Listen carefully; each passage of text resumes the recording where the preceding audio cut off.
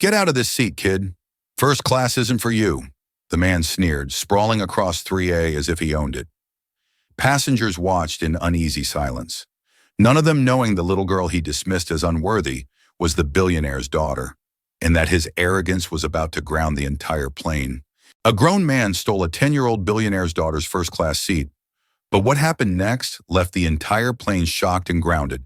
The automatic doors slid open at Dallas Love Field Airport, and the sound of rolling suitcases filled the air. 10-year-old Imani Barrett walked beside her, Nanny Lorraine Parker.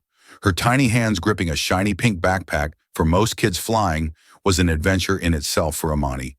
This was special. It was the first time she was flying first class, and she had been talking about it non-stop since they left the house. Her hair was braided neatly with small beads clicking together.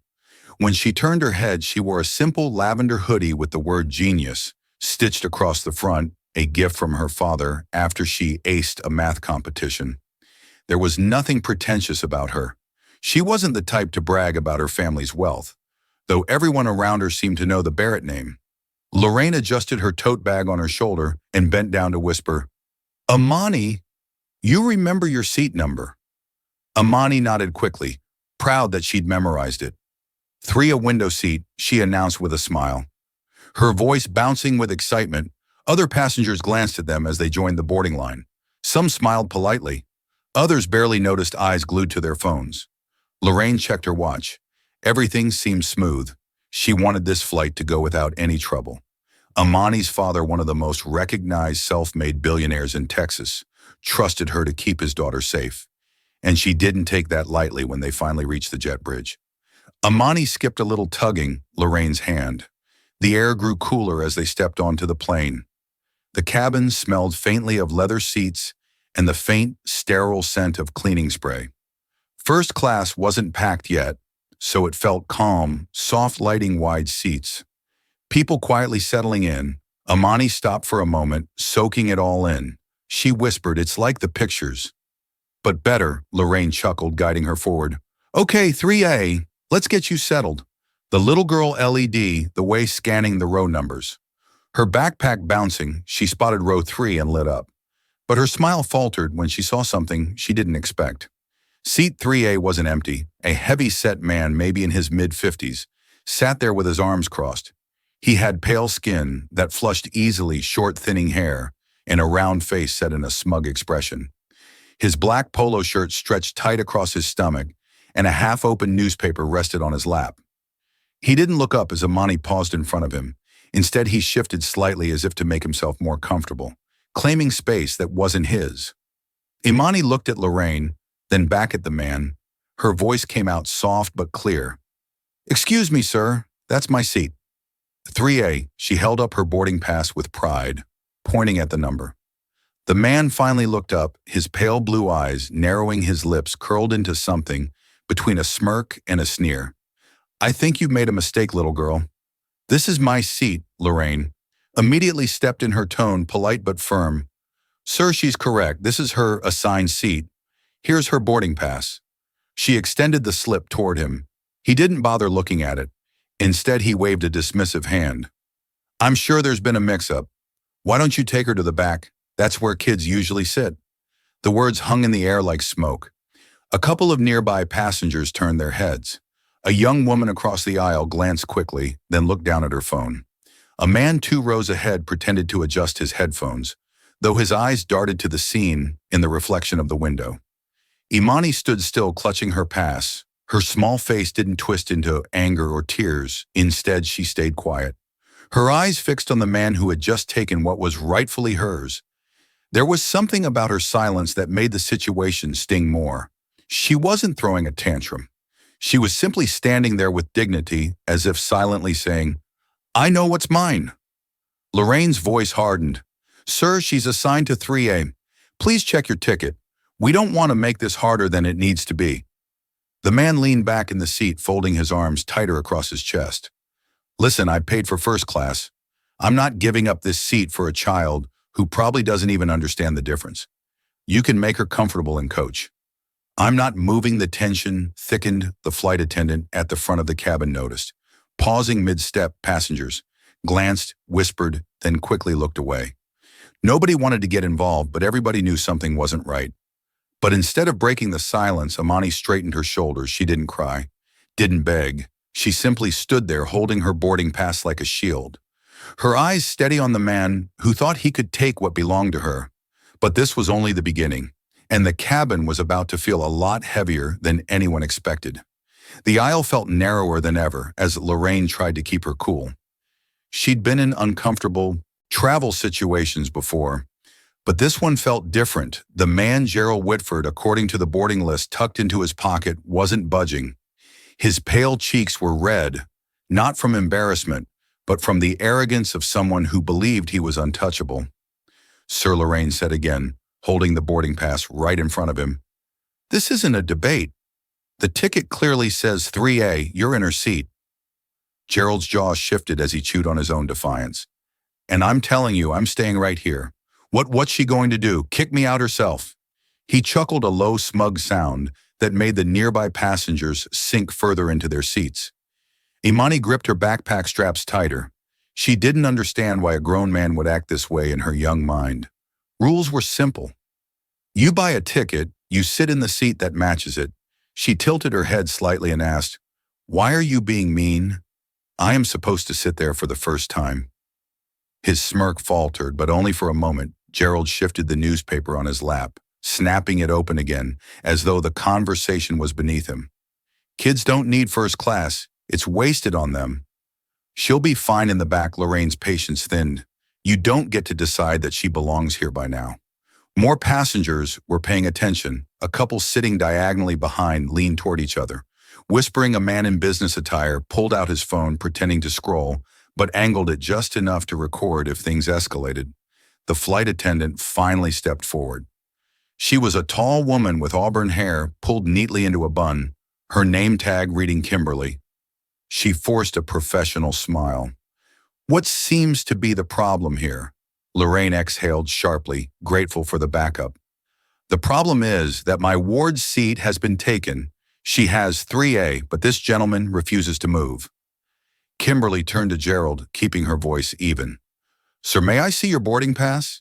He rustled the newspaper, pretending to search his pocket, but didn't hand anything over.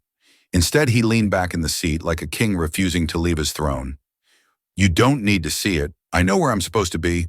I'm comfortable right here. Amani watched closely, her small chest rising and falling as she tried to keep calm. She glanced up at Lorraine, then at Kimberly, then back to Gerald. She wanted to believe that adults would solve this fairly. Kimberly hesitated, her eyes darted between Gerald's flushed face and Lorraine's tightening jaw.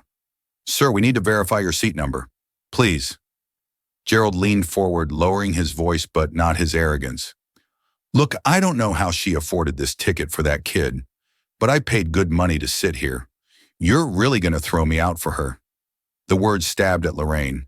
It wasn't just about the seat anymore. It was about the way he looked at Amani as if she didn't belong. Lorraine's voice sharpened. This isn't your choice to make. She has every right to sit here. Show your ticket or get out of the way. The whispering around them grew louder. A man 2 rows back muttered, "Can you believe this?" While a woman in the aisle seat shook her head slowly. Nobody intervened, but everyone watched. Amani took a small step forward, clutching her boarding pass in both hands. Her voice was quiet but steady. I'm not moving. This is my seat, please. Just let me sit down. Something about her calmness made Gerald shift uncomfortably. For the first time, he didn't expect resistance from a child. His mouth opened, but no words came out right away. He coughed, then muttered, "Kids these days think they own the world." Kimberly glanced toward the front of the cabin, signaling discreetly to another crew member. The situation was slipping beyond polite conversation. Lorraine noticed the signal and clenched her jaw. She didn't like how long this was dragging on. Passengers could feel the energy shift. A college student in a hoodie whispered, "Why don't they just move him already?" Another man muttered, "Because they're scared to cause a scene before takeoff." Lorraine lowered herself slightly to meet Amani's eye level. You okay, sweetheart? Amani nodded, though her grip on the backpack straps didn't loosen. She whispered, "Why won't he let me sit? It's my seat." Lorraine brushed a braid from Amani's cheek and gave her a reassuring smile. Because sometimes people think rules don't apply to them.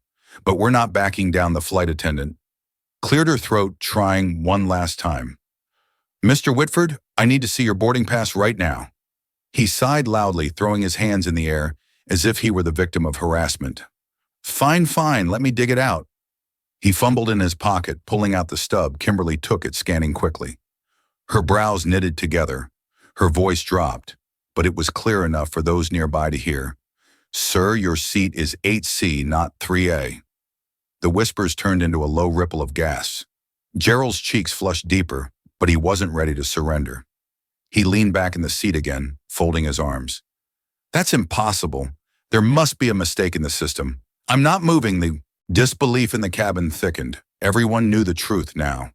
Everyone could see the pass in Kimberly's hand, but Gerald still clung to the seat, determined to prove that his comfort outweighed a little girl's right to sit where she belonged. But what nobody realized yet was that this was about to drag the entire flight into a standoff, far bigger than just one seat.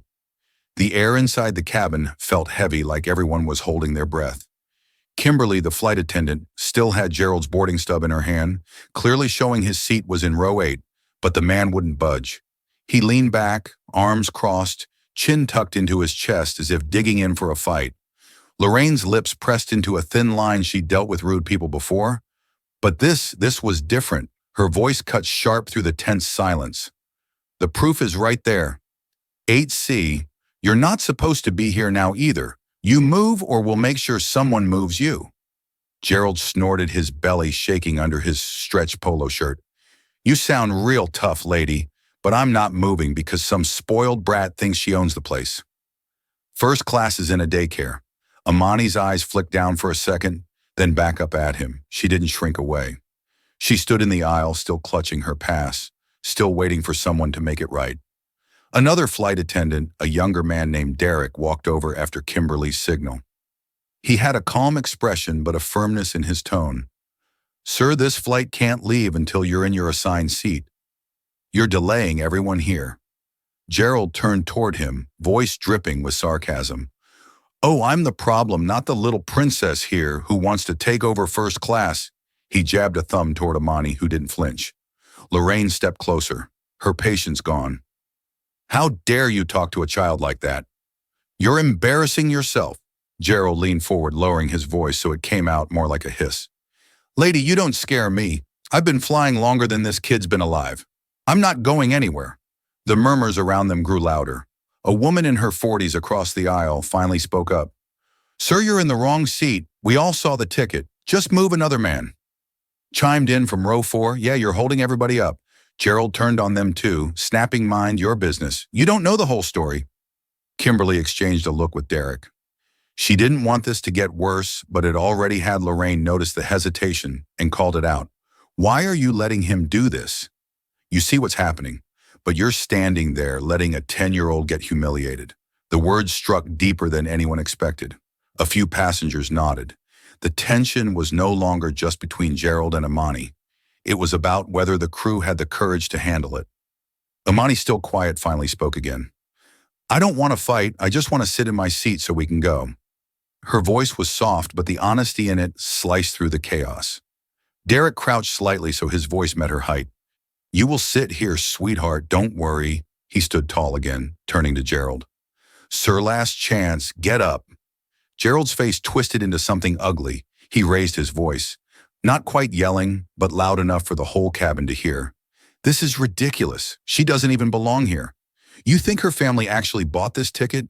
This is some scam and you're all falling for it. Gasps rippled across the rows. Lorraine's eyes widened in fury. You have no idea who you're talking about, and even if she wasn't the daughter of... She stopped herself, shaking her head. It doesn't matter who she is. She has the ticket, end of story. Emily swallowed, staring straight at Gerald.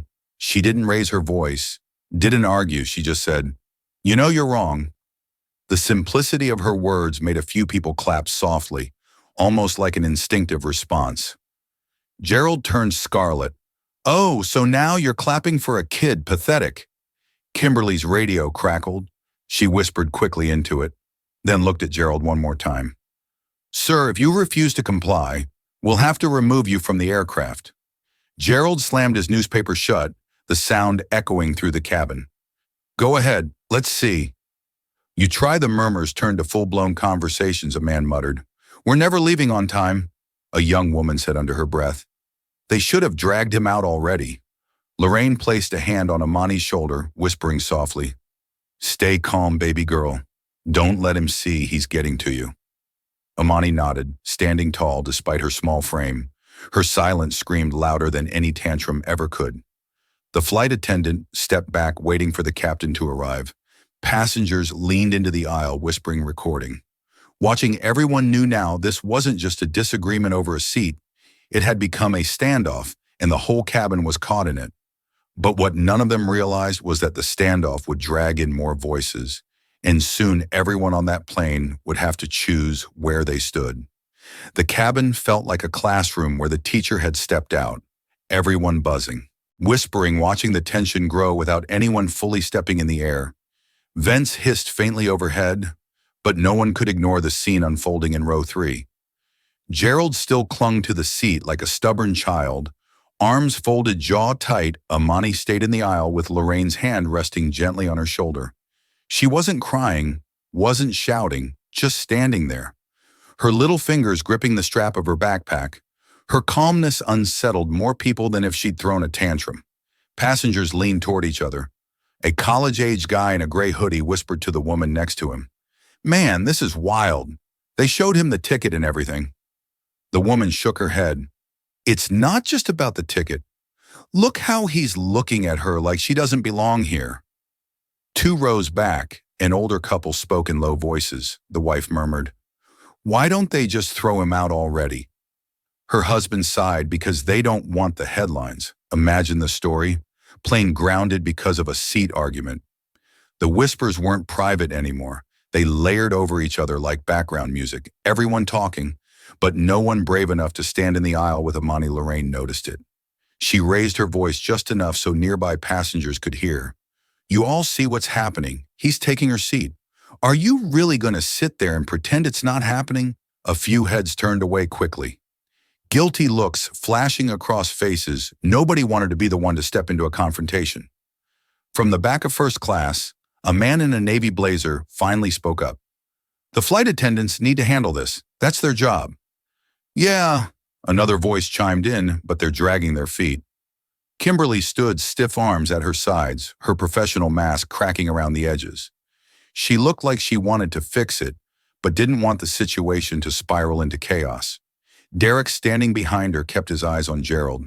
Jaw set, Gerald, fueled by the fact that nobody was physically removing him, raised his voice. You see, nobody's making me move because they know I'm right. This seat's wasted on a kid. A murmur of disapproval swept across the rows. A woman with braided hair shook her head. What's wasted is all of our time because you can't follow the rules. Gerald shot her a glare. Mind your own seat. Amani's soft voice cut through. Again, I just want to sit down. That single sentence hung in the air. Quieting the whispers for a moment, there was something about the innocence in her tone that shamed the adults who had been too afraid to speak louder. A man in his 30s leaned into the aisle and said firmly, Kid's right, let her sit. Another passenger followed, Yeah, this is ridiculous. Still, Gerald stayed planted, his knuckles whitened as he gripped the armrest. He was sweating now, beads glistening on his forehead, but his pride wouldn't let him back down.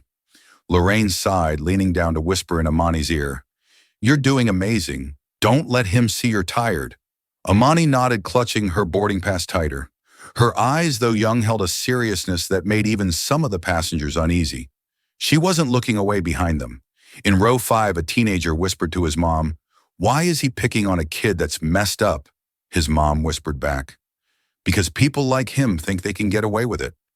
The cabin became a chorus of quiet conversations, each side of the aisle split between frustration, disbelief, and fear of getting involved. Some people pulled out their phones. Others tried to bury themselves in magazines or screens, pretending it wasn't happening. Lorraine straightened her shoulders and turned to Kimberly. You see, everyone knows he's wrong. If you don't handle this, you're letting him humiliate her in front of the whole cabin. Kimberly hesitated, then nodded faintly. We've already contacted the captain. Gerald smirked, twisting her words. See, even the captain has to deal with this. Just for me. That should tell you who's in charge here. Passengers groaned. The college student muttered loudly. You're not in charge of anything, man. You're just stubborn. But Gerald didn't hear him or pretended not to. He leaned further back into the seat, eyes closing for a second, like he was settling in for a long battle. Amani's voice, barely above a whisper, reached him. You know you're stealing. He opened his eyes, startled, then scoffed. Stealing, don't be dramatic, but her words echoed in the cabin. A 10-year-old had said what everyone was thinking, and it made Gerald squirm. But before anyone could push him further, the heavy footsteps of the captain were already making their way down the aisle, and the atmosphere shifted instantly. The sound of polished shoes against the cabin floor made heads turn. Captain Russell Hargrove, a tall man in his late 40s with salt and pepper hair, appeared in the aisle. His presence carried authority. People instinctively sat straighter, whispering, stopped, and even Gerald shifted slightly. Though he tried to look unfazed, Captain Hargrove's voice was calm but heavy with expectation. What's going on here? Kimberly stepped forward, quickly holding Gerald's boarding stub like it was evidence in a trial. Captain passenger in seat 3A refuses to move. His assigned seat is HC. This little girl's seat has been taken. The captain looked at Gerald, then down at Amani. His brow furrowed when he saw her boarding pass gripped tightly in her hands. Sir, is this true? Gerald didn't flinch. No mistake here, Captain. I paid for this ticket. First class is mine. Captain Hargrove extended his hand. Let me see your ticket. Reluctantly, Gerald handed it over again. The captain studied it for all of 2 seconds before lifting his eyes. 8C. This isn't your seat. You know that, Gerald puffed out his chest. The system's wrong. I'm not moving for some kid who doesn't even belong here. The captain's jaw tightened, but his voice stayed even. Sir, this plane does not leave the ground until everyone is seated where they're assigned. If you refuse to comply, you'll be escorted off. Gasps fluttered through the cabin. Passengers looked from the captain to Gerald, sensing this was the breaking point. Gerald laughed dryly, shaking his head. You think I'm scared of being escorted off? I've flown more miles than you've piloted. Captain, you're not tossing me out because of her. He pointed at Amani with a jab of his finger. Amani didn't flinch. She just stared at his hand, then back at his face. Her small voice steady. That's my seat. I'm not leaving the cabin. Went quiet. Her calm, unshaken tone made Gerald look smaller. Even though he filled the seat, Lorraine placed a hand on her shoulder proudly. She's right, Captain. She shouldn't have to beg for what she already paid for. The captain nodded slowly, agreeing, but he didn't move Gerald right away. Instead, he pulled Kimberly and Derek to the side, their hushed voices carrying just enough to be overheard by the rows nearby. Kimberly whispered, If we drag him out, someone's going to film it. That video hits the internet and suddenly we're the ones in trouble. Derek shook his head. If we don't, people are going to say we let a grown man bully a child. The captain rubbed his forehead. Either way. We risk bad press, we're stuck. Passengers started whispering again, catching pieces of the conversation. A man in row 4 muttered loudly, They care more about headlines than doing the right thing. A woman behind him added, Exactly what kind of example is this? For the kid Lorraine overheard, and raised her voice just enough to carry. You hear that, Captain? Everyone sees it. What message are you sending her? That grown men can steal from children and face no consequences. The captain glanced at Amani, who was still standing there quietly, her hands never letting go of her pass. Her face wasn't angry, but it carried the weight of someone much older. He lowered his voice, but everyone could feel the shift. We can't let this continue. Gerald barked a laugh as if mocking the decision. Oh, come on, you're really going to throw me off for a 10-year-old. She'll forget about this by the time she lands. Amani finally spoke again, looking right at him. I'll remember because you tried to make me feel small, but I'm not. The words landed harder than any adult could have thrown at him. A ripple of murmurs spread. Someone whispered, Wow, another voice said softly. That kid's braver than all of us. Gerald's smirk faltered for the first time. His knee bounced nervously, betraying the arrogance he still tried to project. Captain Hargrove straightened his shoulders. Decision made, Mr. Whitford. Last chance. Take your assigned seat or be escorted off this aircraft. The cabin held its breath. Everyone was waiting for the outcome. Their phones angled, discreetly ready to catch what came next. Gerald leaned back, his voice louder now, desperate to regain control. You wouldn't dare. You need me out of the way, then go ahead. Shut this whole plane down. The captain's silence said everything. Kimberly's radio crackled with the voice of ground staff waiting on standby. Passengers exchanged nervous glances. Some were annoyed at the delay, others furious at the injustice. But all of them knew this wasn't just about one seat anymore. But just when it seemed the crew might finally act, Amani herself took a small step forward, shifting the balance of the moment in a way no one expected. The entire cabin felt like it had gone still. Phones were half raised, passengers leaned into the aisle, and the captain's words still lingered in the air. But then Amani stepped forward. Her lavender hoodie seemed almost too big for her tiny frame, but her voice carried a strength that didn't match her size. She held her boarding pass close to her chest and looked straight at Gerald. You're wrong, and everyone here knows it. My seat says 3I, not 8C. You're sitting in the wrong place, and you don't care because you think I can't do anything about it. But I can stand here, and I won't leave. The words came out, clear, steady, and somehow heavier than if an adult had shouted them. A murmur rippled through the cabin. People shifted in their seats, surprised that a 10-year-old had found the courage, most of them. Hadn't Gerald forced a laugh? But it came out hollow. Look at her trying to lecture me like she's a grown-up sweetheart. You're just a kid. Kids don't make the rules. Amani didn't blink. She tilted her head slightly, but grown UPS are supposed to follow them. That landed several passengers, clapped softly, the sound quickly building until it filled the front rows. Gerald's face flushed crimson. He turned sharply toward the captain. You're really going to let a child tell you how to run your plane? Captain Hargrove raised an eyebrow, but didn't answer. He didn't need to. The silence told Gerald everything. Lorraine's voice trembled with pride as she crouched beside Amani. Sweetheart, you don't have to say more. But Amani shook her head. She wasn't done. When I grow up, I don't want people to treat me different because I'm smaller, or because I'm a kid, or because I look different. I want people to treat me the way they'd want to be treated. That's all. Her words, simple but piercing, hung in the air. No one moved. Even the passengers who had been pretending to scroll through their phones looked up now, ashamed of their silence. From the middle rows, a voice finally called out, "She's right." Another added, "Yeah, man, get out of her seat already." Gerald shifted in his chair, gripping the armrest tightly. He tried to regain control. You people don't get it. I'm not the bad guy here. I'm just asking for some respect. Derek, the younger flight attendant, spoke for the first time with real firmness. Respect goes both ways, sir. Right now you're not giving any. Kimberly crossed her arms, nodding slightly. She's shown more respect in the last 10 minutes than you have this whole flight. Gerald's mouth opened, but no comeback came. He was trapped not just by the crew or the captain, but by the truth of what a little girl had said. Amani clutched her backpack strap, turning slightly toward Lorraine. I don't care if we're late. I'm not giving up my seat. Lorraine squeezed her shoulder, whispering, and you won't, I promise. The cabin filled with whispers again, but they were different now. Passengers weren't just gossiping. They were voicing their support out loud. Kid's braver than all of us. She shouldn't have to fight like this. This is embarrassing for the airline. And for him. Gerald huffed, tugging at his shirt collar. He looked at the captain, then at the crew, then back at the passengers who were now clearly against him. His bluster wasn't enough anymore, but his pride still held him glued to the seat.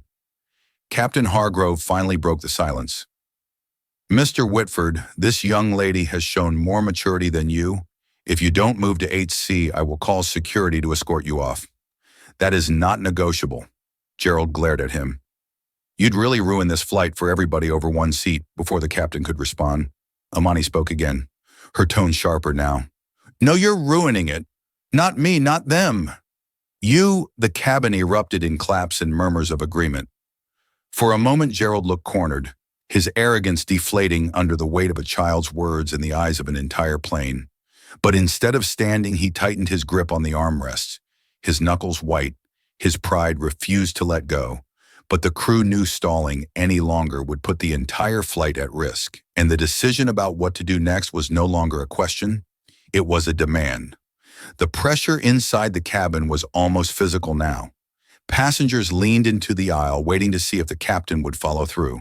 Gerald sat stubbornly in 3A, but the cracks in his confidence were visible. Sweat trickled down his temple, and his breathing grew heavier. Captain Hargrove spoke into his radio, his voice low but firm. "We need ground security at gate B14, passenger refusing to comply." The cabin erupted in whispers. People craned their necks, some excited, others anxious. A man near the back muttered about time. Gerald barked out a laugh, though it sounded shaky. "You're calling security for me over her." He jabbed his finger again toward Amani, who stood still, her boarding pass pressed to her chest. The captain didn't flinch. "Yes, sir, for you?" Amani's eyes widened slightly, but she didn't back down. She whispered to Lorraine, "Does this mean he's leaving?" Lorraine crouched down beside her, brushing a hand across her braids. "It means he doesn't get to win, just because he's loud." Derek stepped closer to Gerald, his voice steady. "Sir, for your own sake, I suggest you move before security arrives." Gerald shook his head, his pride refusing to bend. "No, you want me out, you'll have to drag me. Let everyone film it. Let the whole world see." Passengers murmured again. Some lifted their phones higher, eager to capture the moment. A woman whispered, "He actually wants to be dragged out. He's lost it." Kimberly tried one last attempt. "Mr. Whitford, please don't make this harder than it needs to be." "Think about the other passengers." Gerald's lips curled into a bitter smile. "I am thinking about them. I'm standing up for them. Nobody wants to admit it, but first class is for people who earned it. Not for little girls playing princess." The words hit the cabin like a slap. Gasps, groans, and even a few angry shouts filled the air. Lorraine rose to her full height, her voice sharp. "How dare you? She has every right to be here. More right than you, considering your seat is back in row 8. Amani's eyes didn't waver. She said softly, "You don't get to decide who belongs. You're not the boss here." Gerald leaned forward, his face twisted in frustration. "You think you're tough, huh? You're just a kid." Before Amani could respond, the aisle behind them shifted. 2 uniformed security officers entered the cabin, their expressions neutral but serious. The sight of them caused Gerald to stiffen, though he tried to keep his composure. One officer spoke firmly. "Sir, you've been asked multiple times to comply. You are not seated in your assigned place. You need to come with us." Gerald's bravado cracked. His voice rose louder than before. "This is harassment. I'm not leaving. I paid for this flight. You can't treat me like a criminal." The officer's tone didn't change. "We can and we will either move now or we will remove you." Passengers whispered, some cheering under their breath. The college student muttered. Finally, Gerald looked around, searching for support, but found only glares and shaking heads. The passengers weren't on his side anymore, if they ever had been. He turned to Amani, his face twisted with frustration. "You happy now? You're ruining everything." Amani's small voice cut back, steady and calm. "I didn't ruin anything, you did." The words silenced him for a moment. Even the officers paused, as if impressed by her clarity. Lorraine stood tall, her arm protectively around Amani. "It's over, Gerald. Stop embarrassing yourself." But Gerald's pride wouldn't let go. He shoved his arm against the seat, back anchoring himself. "I'm not moving." The officers exchanged a look, then stepped forward. The passengers leaned into the aisle, some holding their breath, others holding up their phones. The first officer said firmly, "Sir, final warning." Gerald's face turned beet red. "Then do it, drag me out. Show everyone how this airline treats paying customers." The officers moved in, each grabbing an arm. Gerald flailed his protests echoing through the cabin, but his bulk couldn't stop trained hands. Passengers gasped. Some shouted, others clapped. Amani watched quietly, her grip on Lorraine's hand tight, but her eyes unblinking. She didn't look away, didn't flinch. She just watched as justice finally arrived, not through anger, but through patience and truth. But while Gerald was being hauled out, nobody expected the fallout that came next. The plane itself wouldn't be leaving anytime soon.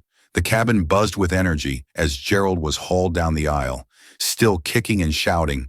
His voice echoed, even as the security officers pushed him through the jet bridge. "This isn't over. You'll hear from my lawyer. All of you are sheep." The door closed behind him, and for the first time since boarding the cabin, exhaled. Passengers clapped, some louder than others. A woman across the aisle said, "About time." The college kid in the hoodie chuckled. "I can't wait to see that video online." Lorraine bent down to Amani's level. "It's over, sweetheart, you did it." Amani shook her head softly. No, he did it to himself. Her words struck Lorraine in the chest, almost making her tear up.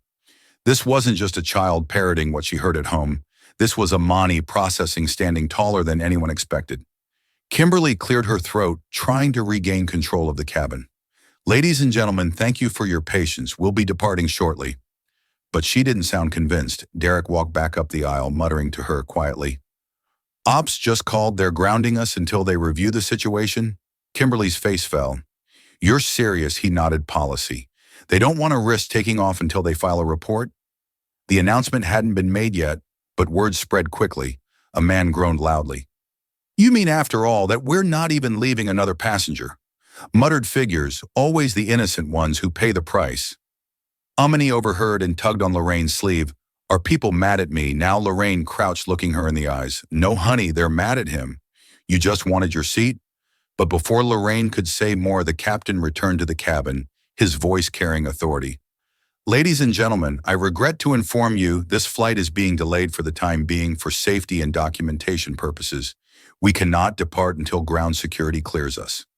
I understand your frustration, but this is out of my hands. Groans filled the cabin. Some passengers cursed under their breath. Others sighed heavily, pulling out phones to rebook connections. The unity they had felt moments earlier quickly fractured into self-interest. A man in business attire muttered loudly. All this because of one spoiled kid in first class. The words cut sharp. Lorraine spun around. Excuse me. She had every right to that seat. The man shrugged, unfazed maybe, but now the rest of us are paying the price. Could have let it go. Amani heard it too. She turned. In her seat, her voice soft but piercing. So you think it's okay for him to steal? Because it's easier for everyone else. The man's lips parted, but no words came out. Other passengers looked at him with disapproval until he shifted uncomfortably and faced forward. That's when a woman sitting near the front spoke up, her tone thoughtful. Do you all even know who she is? Heads turned, Lorraine stiffened. She didn't want attention drawn to Amani's family, but the woman continued. That's Amani Barrett. Her dad is Darnell Barrett, the billionaire who built Barrett Tech. He's donated millions to schools and hospitals across Texas. That's his daughter. The reaction was instant. Whispers raced through the cabin. Wait, really? Barrett Tech? I saw him on Forbes. Gerald's earlier words, she doesn't belong here, sounded even more absurd now. Amani shifted in her seat, uncomfortable with the sudden recognition. She whispered to Lorraine. I didn't want them to know. Lorraine rubbed her shoulder gently. It doesn't matter if they know you earned respect long before they learned your last name still. The mood in the cabin shifted again. Some passengers who had been indifferent or annoyed now looked at Amani with admiration or guilt for not standing up sooner. The college student broke the silence with a grin.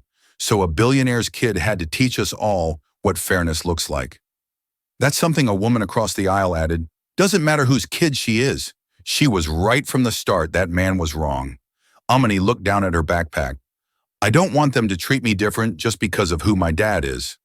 Lorraine smiled softly, and that's exactly why you're special, sweetheart. Meanwhile, Derek whispered to Kimberly, ground ops still won't clear us. They say the altercation has to be fully logged before we leave. Kimberly sighed, glancing at Amani. One man's pride just cost a whole plane full of people hours of their lives. But as the minutes ticked by and frustration spread, the story of what had just happened began to grow larger than the delay itself.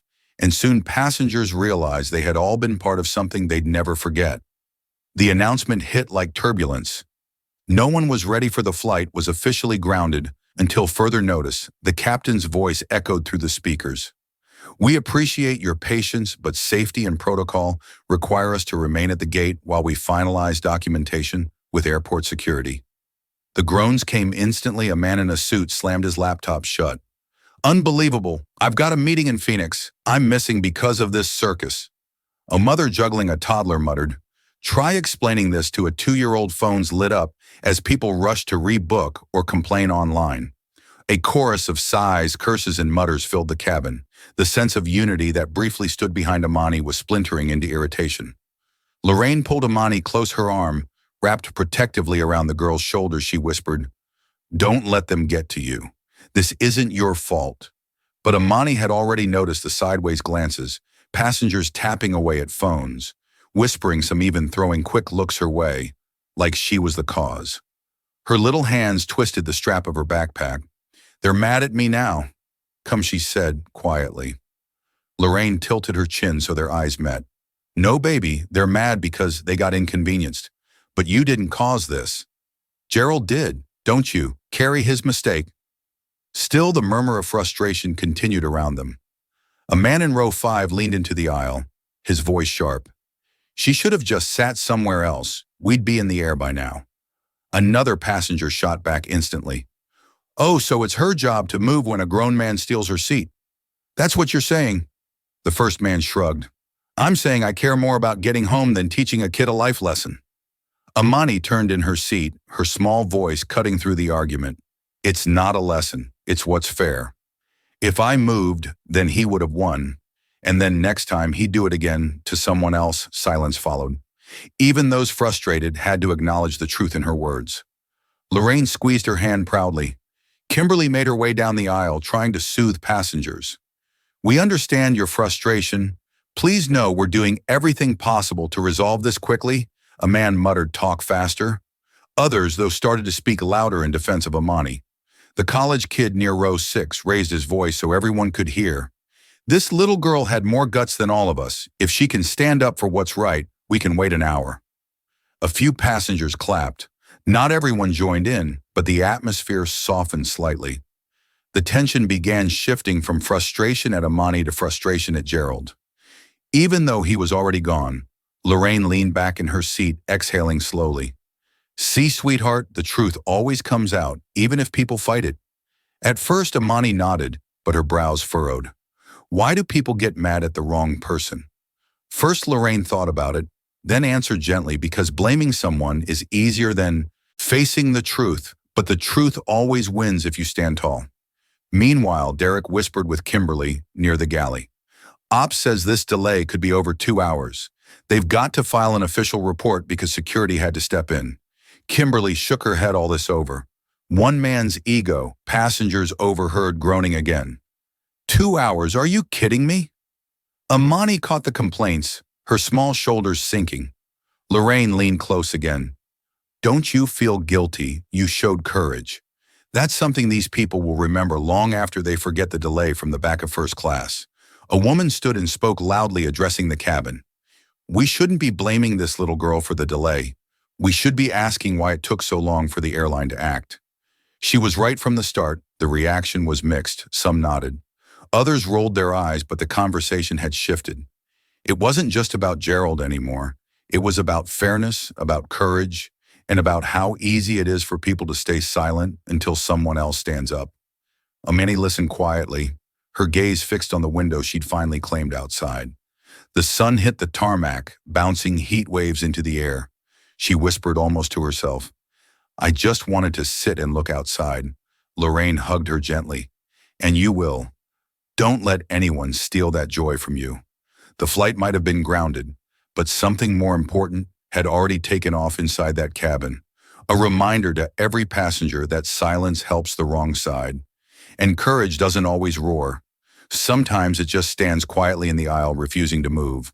But while the plane sat motionless at the gate, the story of what had just happened was already leaving the cabin, spreading to phones, social media, and soon the whole world.